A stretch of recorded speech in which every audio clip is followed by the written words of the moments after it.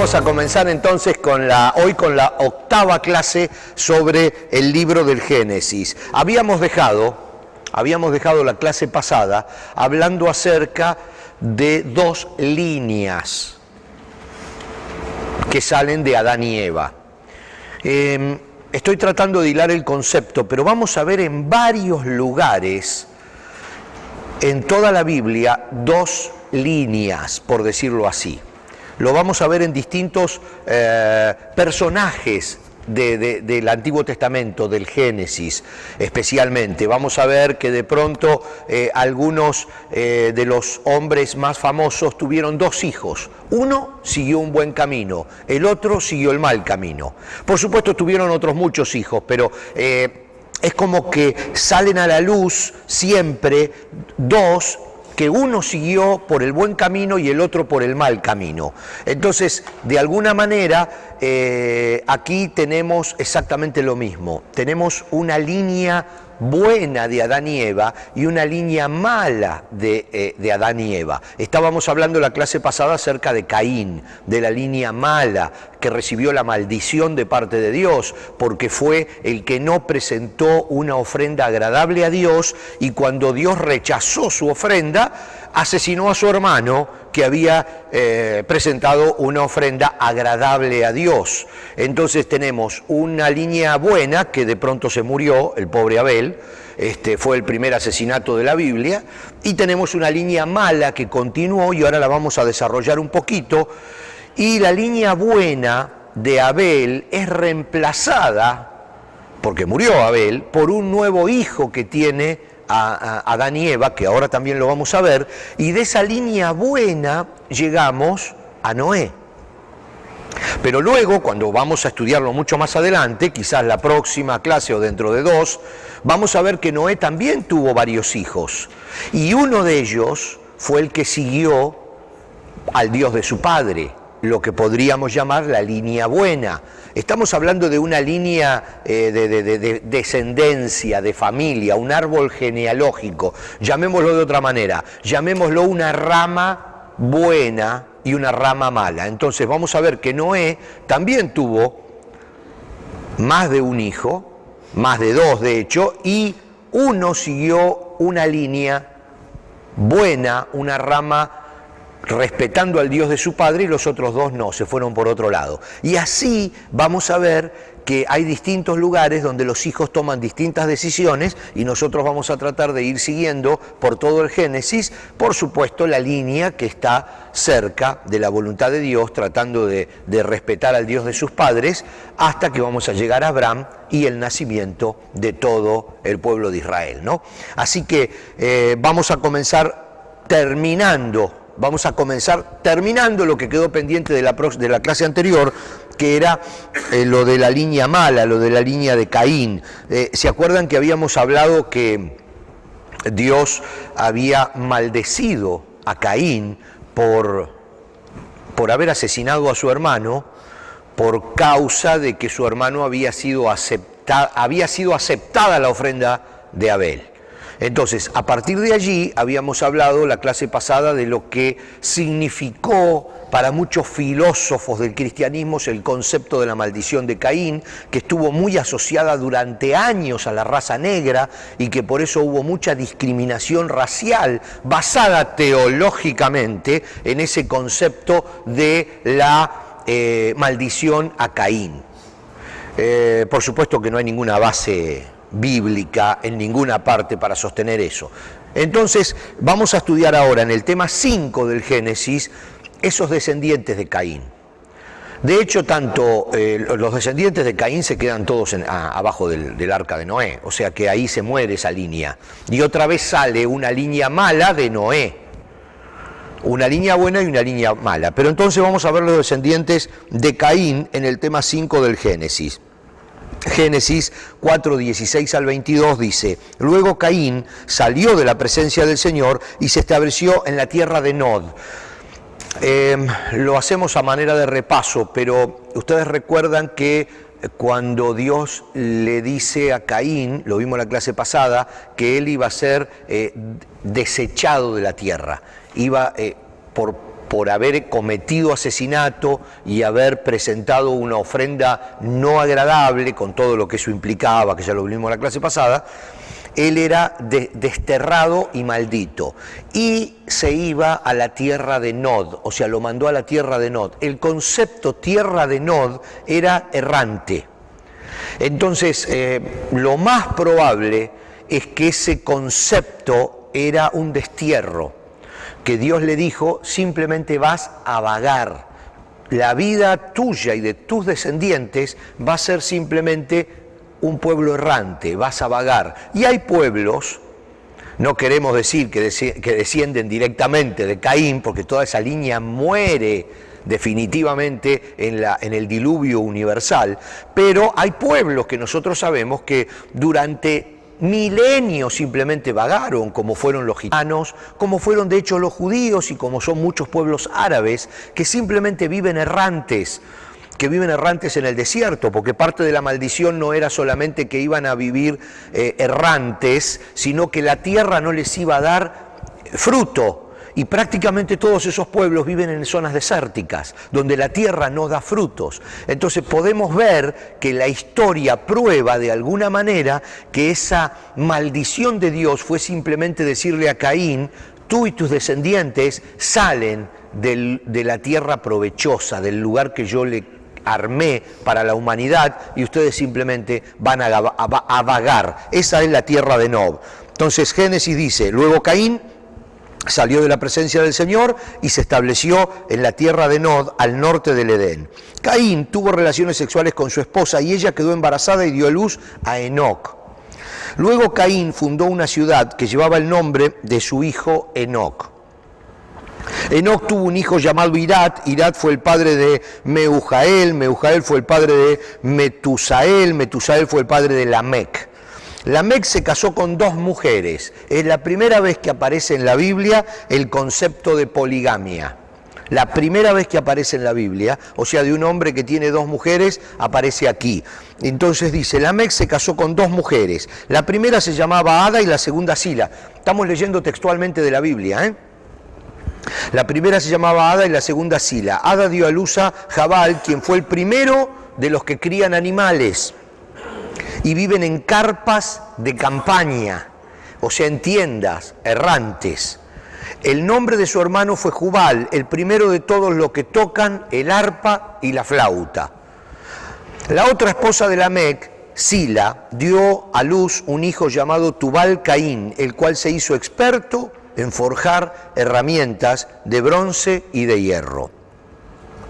Ahora pasamos a el tema 6, dejamos de un lado esa línea mala con todos los descendientes de Caín que se apartaron a una tierra desértica, a una tierra abandonada y que fueron errantes y vivieron en carpas, y ahora vamos a pasar a la línea buena, a los descendientes de Adán y Eva que terminan en Noé, que terminan en Abraham.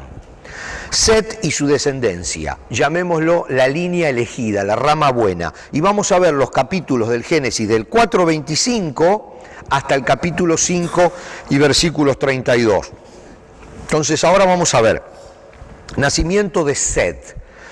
Génesis 4:2 nos dice, Adán volvió a tener relaciones sexuales con su esposa y ella dio a luz a otro hijo, el cual se llamó Set, porque dijo, Dios me ha concedido otro hijo en lugar de Abel, a quien Caín mató. Cuando Set creció, tuvo un hijo y lo llamó Enós. Fue en aquel tiempo que la gente por primera vez comenzó a adorar al Señor usando su nombre. Entonces, aquí vemos cómo a través de Set continúa una descendencia cercana a la voluntad de Dios. Siempre, por supuesto, en pecado, porque el pecado comenzó a desarrollarse en el mundo, pero con intenciones de que el pecado no los dominara. Los tipos empezaron a luchar por adorar a Dios. Génesis 5 dice, este es el relato escrito de los descendientes de Adán. Cuando Dios creó a los seres humanos, los hizo para que fueran semejantes a Él mismo. Los creó hombre y mujer y los bendijo y los llamó humanos. Recuerden que esta es una traducción bien contemporánea, es la Nueva Traducción Viviente, y hay algunas palabras que están traducidas del original y adaptadas a nuestra forma de entender. Por eso quizás sea una lectura distinta a la que nosotros recordamos de las versiones antiguas de Reina y Valera, pero cuando lo comparamos es exacto, lo que pasa es que es más entendible. Entonces dice, los bendijo y los llamó humanos. Cuando Adán tenía 130 años, fue un padre de un hijo que era igual a él, su viva imagen. Entonces aquí están dando la relación. Fíjense que en el primer versículo dice que cuando Dios creó a los seres humanos, los hizo para que fueran semejantes a Él mismo. Está queriendo decir, Adán era semejante a Dios. Y ahora fíjense, un poquito más adelante, en el capítulo 5, Adán tenía fue padre de un hijo que era igual a Él, su viva imagen. Entonces estamos hablando de que si Adán era igual, era semejante a Dios, este hijo de Adán, que era semejante a Adán, también era semejante a Dios. Ese es el concepto de que era un hijo que seguía los caminos de su padre y que respetaba al Dios de sus padres. O sea, es la idea de que este hijo por fin le salió bueno, diciéndolo en otras palabras. Después del nacimiento de Set, Adán vivió 800 años más y tuvo otros hijos e hijas. Adán vivió 930 años y después murió. El hombre que más vivió es otro, ahora lo vamos a ver también. Entonces, tenemos que cuando Set tenía 105 años, fue padre de Enos. Cuando Enos tenía 90 años, fue padre de Cainán. Cuando Cainán tenía 70 años, fue padre de Nahalaelc. Cuando Nahalaelc tenía 75 años, fue padre de Jared. Y cuando Jared tenía 172 años, fue padre de Enoc. Y aquí paramos porque dice, cuando Enoc tenía 75 años, fue padre de Matusalén. Este es el hombre que más vivió. Después del nacimiento de Matusalén, Enoc vivió en íntima comunión con Dios 300 años más y tuvo otros hijos e hijas. Enoc vivió 375 años andando en íntima comunión con Dios y un día desapareció porque Dios se lo llevó. Esto es textual, bíblico. Enoc fue la primera persona, según la Biblia, que no vio la muerte. La segunda fue Elías. Hay algunas representaciones. Bueno, vamos a seguir leyendo, luego volvemos con Enoc. Cuando Matusalén tenía 187 años, fue padre de Lamec. Después del nacimiento de Lamec, Matusalén vivió 782 años más y tuvo otros hijos e hijas.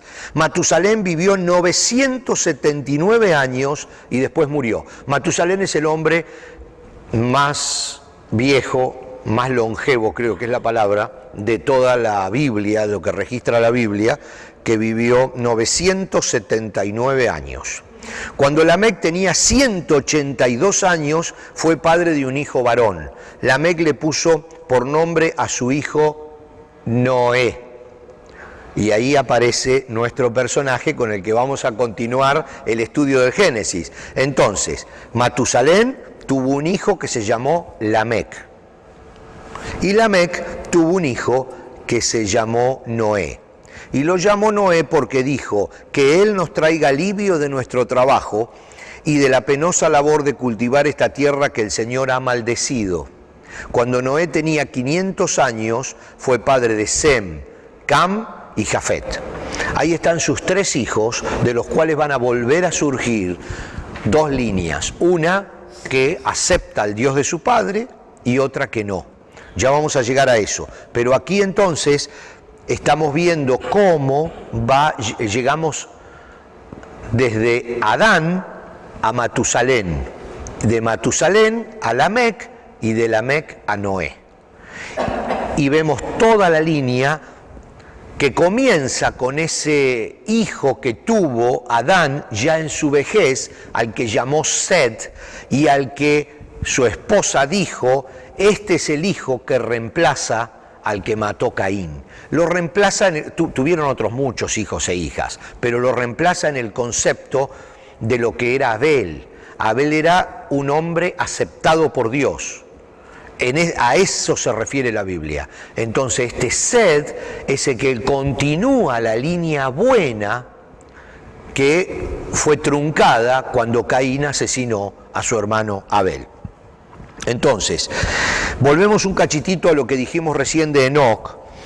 Enoc es un personaje que pudiéramos dedicarle un poco más de tiempo en el estudio, pero otra vez, como lo venimos diciendo, muchas veces es filosofía, es estudio de escritores, de pensadores, pero la Biblia no habla demasiado de Enoc, dice muy pocas cosas de Enoc. Hay muchas tradiciones, hay muchas tradiciones judías acerca de Enoc, pero a veces no vale la pena meterse tanto en esos temas porque no hay demasiada base bíblica. Hay un libro que no está dentro de la Biblia, no forma parte del canon sagrado, que teóricamente fue escrito por Enoc. El libro de Enoc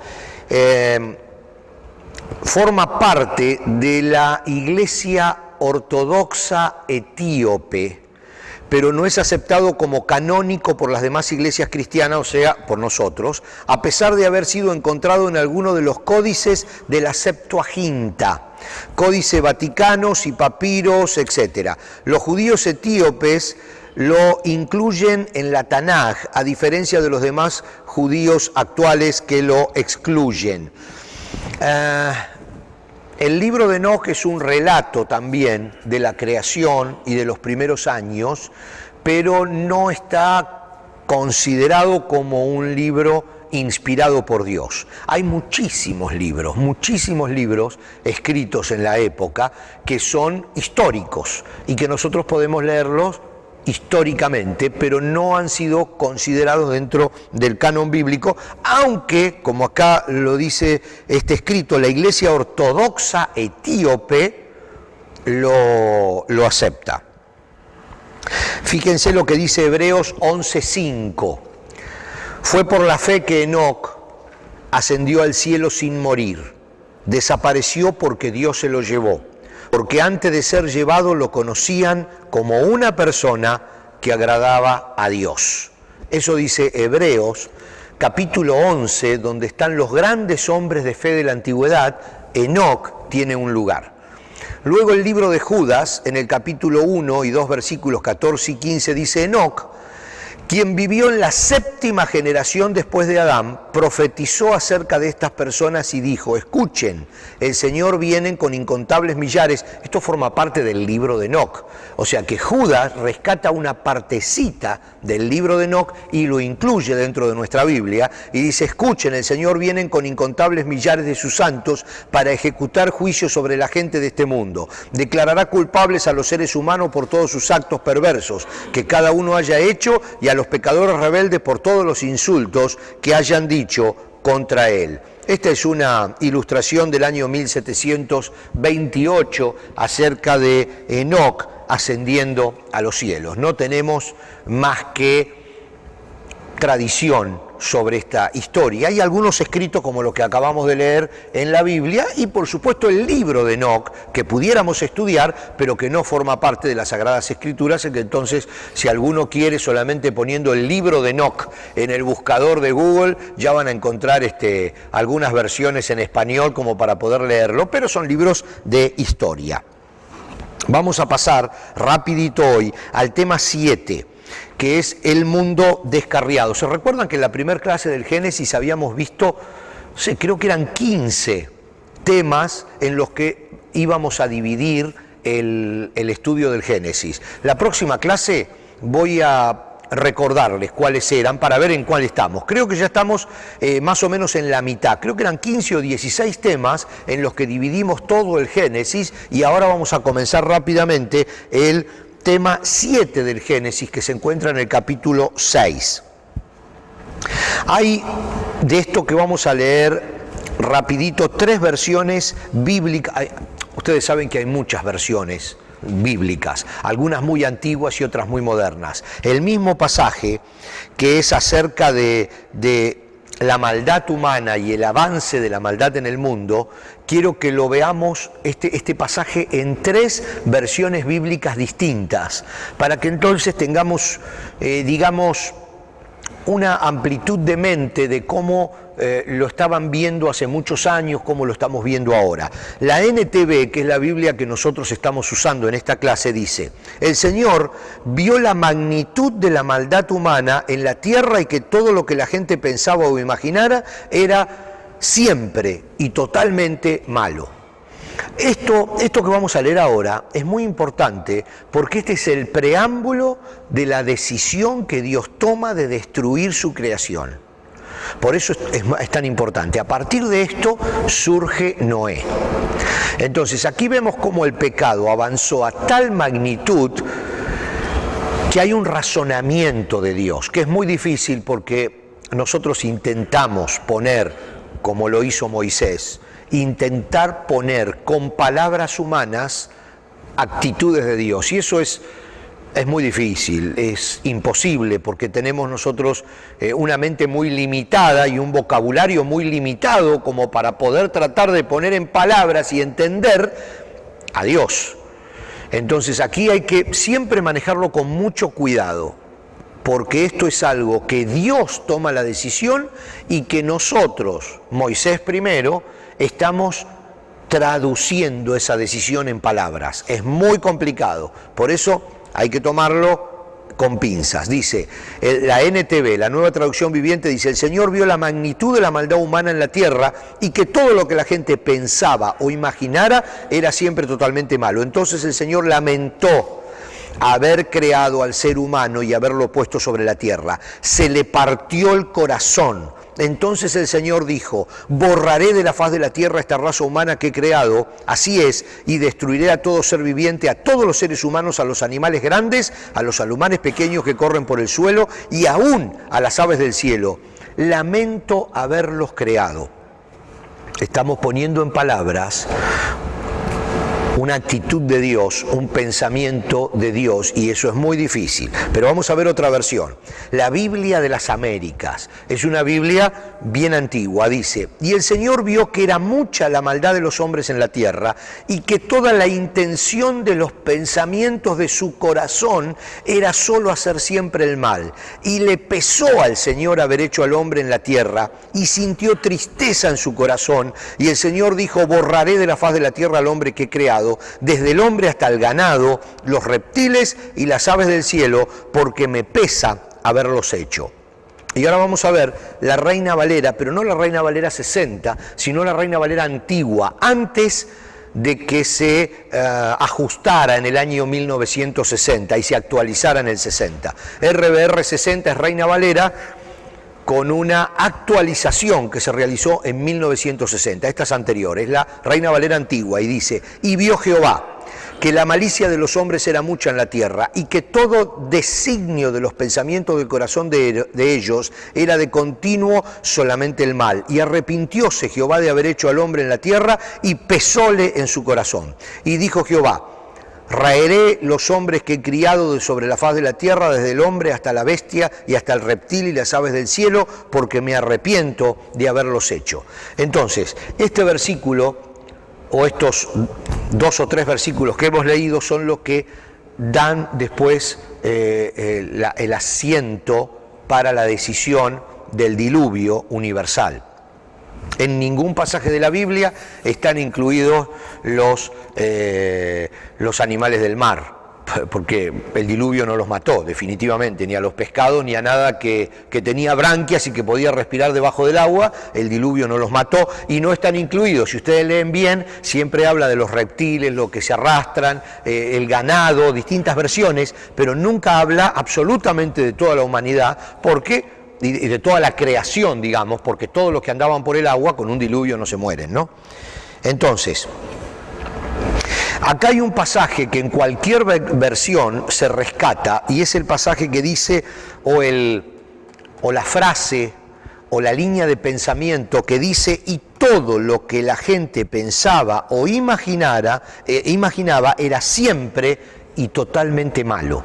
Estamos hablando aquí del concepto, no del pecado, sino de esa inclinación natural que adquiere el ser humano de pecar. O sea, esa idea de que hay dos cosas y siempre va a elegir la mala. O sea, hay dos posibilidades y se va a inclinar hacia la mala. Es como que somos dados cargados, o sea, siempre caemos sobre ese lado.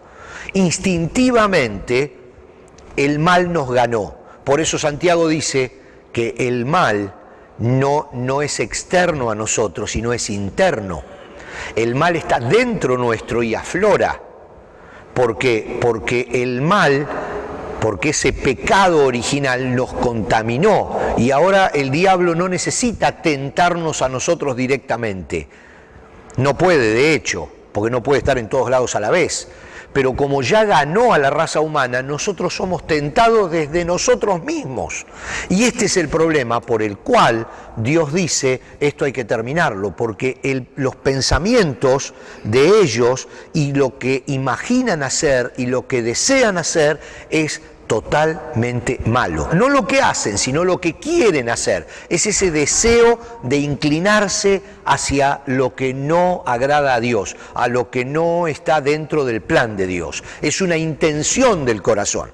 El mal, fíjense, acá entramos en muchos temas profundos teológicos que vamos a pasarlos así, pero vamos a tocarlos. Dice, los teólogos judíos no hacen énfasis en Génesis 3 cuando hablan del mal.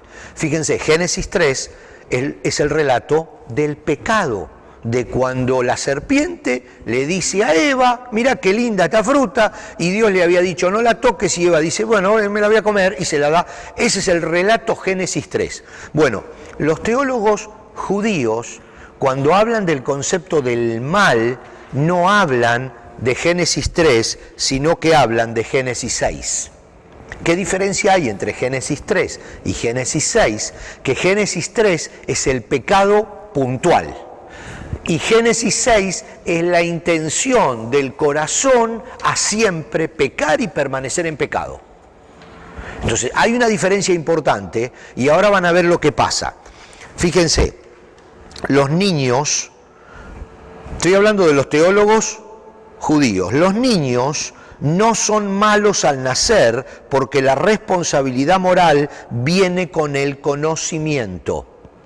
Fíjense, esto lo dice la Bar Mitzvah, el mal consiste en decisiones. Entonces ustedes saben que este asunto del Bar Mitzvah es una fiesta que los judíos celebran cuando los niños tienen 12, 13 o 14 años, creo que 13. Esa fiesta significa que ese niño cumplió la edad en la que es responsable de sus actos y puede ser considerado pecador dentro del concepto de Génesis 6. ¿Ok? Quiere decir que antes ese niño tenía el pecado dentro, pero no era responsable de sus actos porque todavía no tenía el razonamiento necesario para discernir entre el bien y el mal.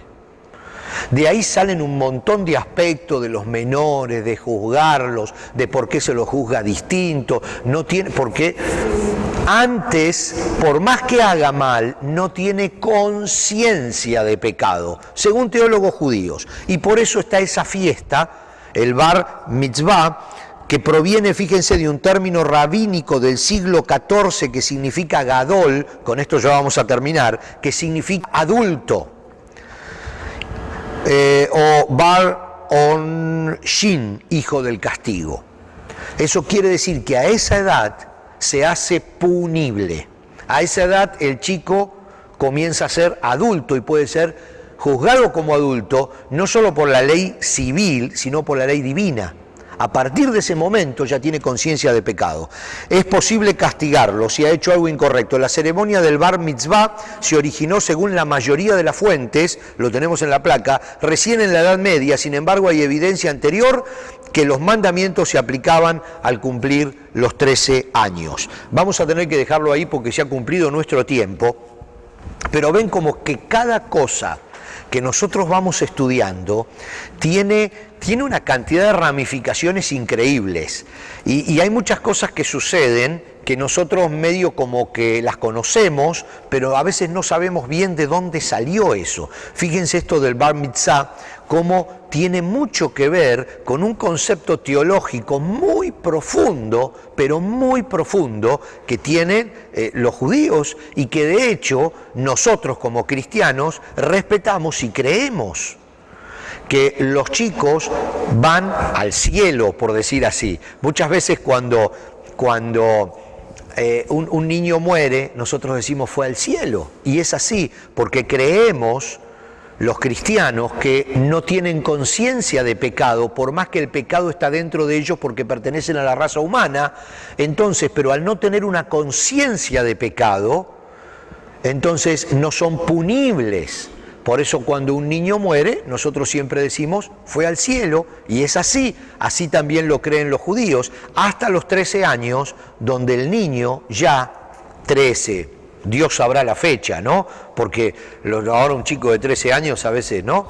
Es más que adulto, pero estamos hablando de que eso es algo que el Señor lo va a juzgar.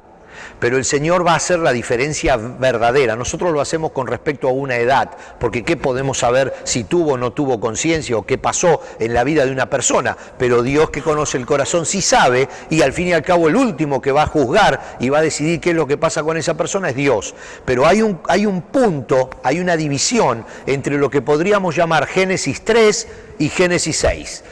Teológicamente hablando, hay una diferencia entre pecado y entre conciencia de pecado, y hay una diferencia entre pecado puntual y permanencia en el pecado. Vamos a seguir con Génesis, es bien interesante, así que espero que la próxima clase sigamos todos pendientes de este estudio del Génesis. Seguimos entonces en la próxima, gracias.